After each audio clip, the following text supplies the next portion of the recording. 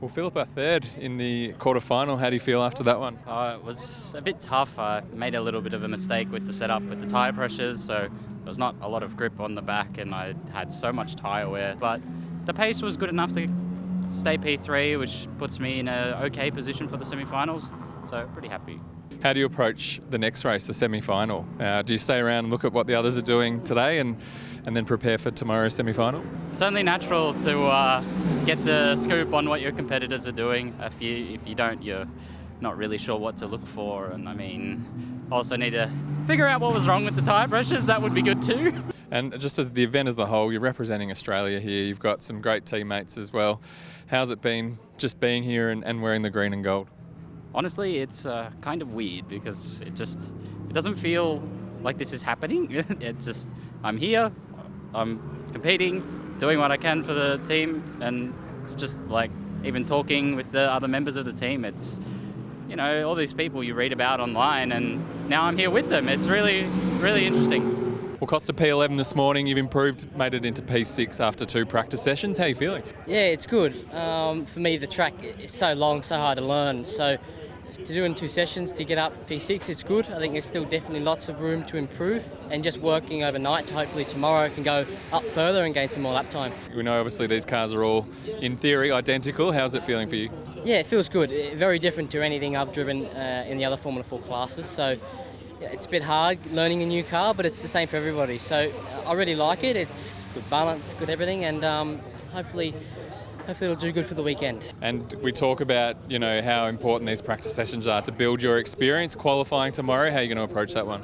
Yeah, unfortunately, with the tyre drop-off, with the tyre that we have, the drop-off is really quick. So with the Pirelli, sort of lap 3 to 5 is where you're going to get the best performance. So getting out there, unfortunately not being on the track ever before, only today, it's going to be hard to go out early, but we're going to have to try and push really hard early and then maybe back off and go a little bit at the end.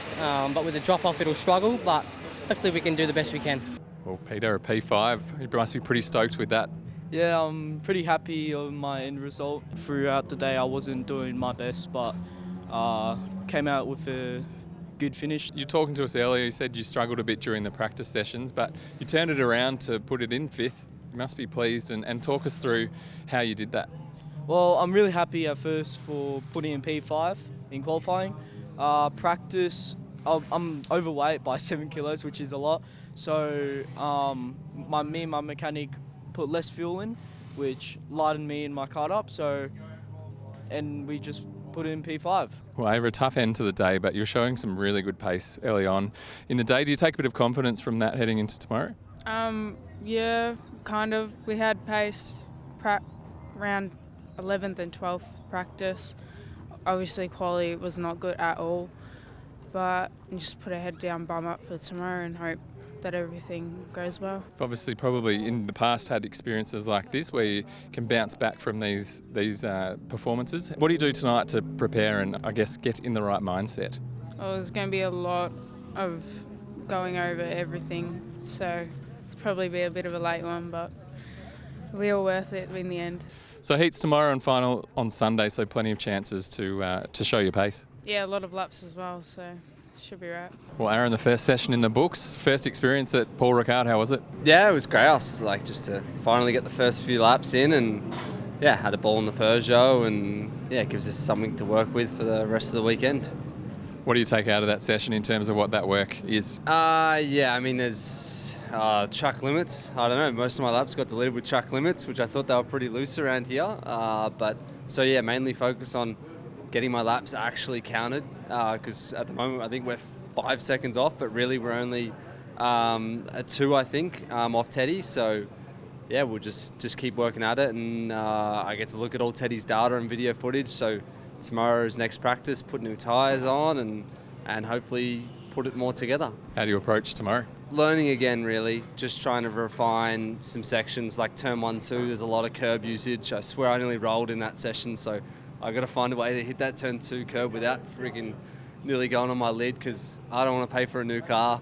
So yeah, we'll just keep learning, keep building, do more laps, and then hopefully by the time it gets to qualifying, we're in with a fighting chance. Well, Brenton, a bit of a difficult start, but do you take plenty of positives out of what happened out there? Yeah, we probably didn't have the cleanest race we would have liked, but there were some positive elements as well. I think our pit stop wasn't too bad. We ended up getting caught with a car coming down pit lane, so we could have been a little bit faster. But look, we've got some work to do overnight, and we'll tune the car up and come back tomorrow. I guess the most important thing with this is these qualifying races obviously are important, but at the end of the day, as we saw in Italy, it's the last race that actually counts for the medals. Yeah, and the last race is always chaos. So we've got one more qualifying race tomorrow, and we more or less start where we finish then. For sure, we'll push on and we'll see how well we go, but the main race is what we're focusing on, and we've got a nice tyre strategy going into that race, so fingers crossed that we can be in a good starting position and stay out of the carnage and pick our way through the field. Much to change overnight heading into tomorrow? Yeah, we had a bit of contact, so the car's not in perfect shape, but we probably don't know the extent of that just yet. So we'll put it on the patch, see where it is, tune it up, put a new front bar on and go again.